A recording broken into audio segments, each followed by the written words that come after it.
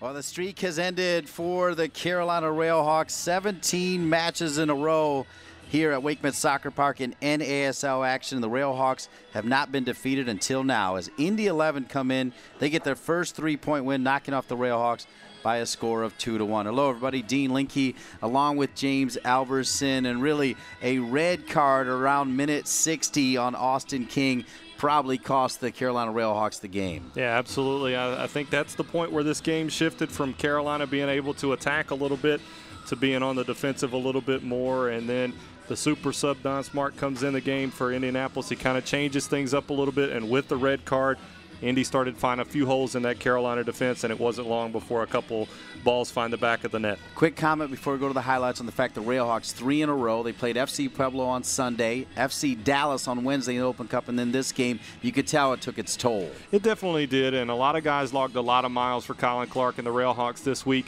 And tonight, they just weren't sharp in the finishing end, and that's where, you know, maybe that red card doesn't happen because you're already up a couple of goals.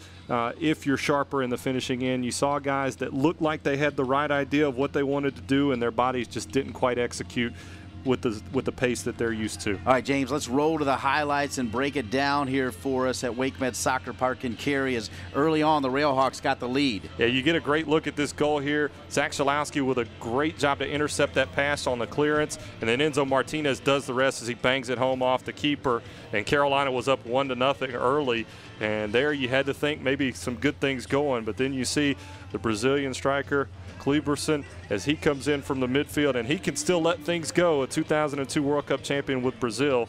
But then you get another couple of looks here, and here's the run on for Indy as they just take it right through them in the red card as Austin King elects to pull down his man, and the last defender back's going to get the red card. They bang it off the crossbar, but it wouldn't be long before the 11 would end up scoring here, and just a through ball that gets right through the sub Ozaki that came in to replace King, and it finds the back of the net.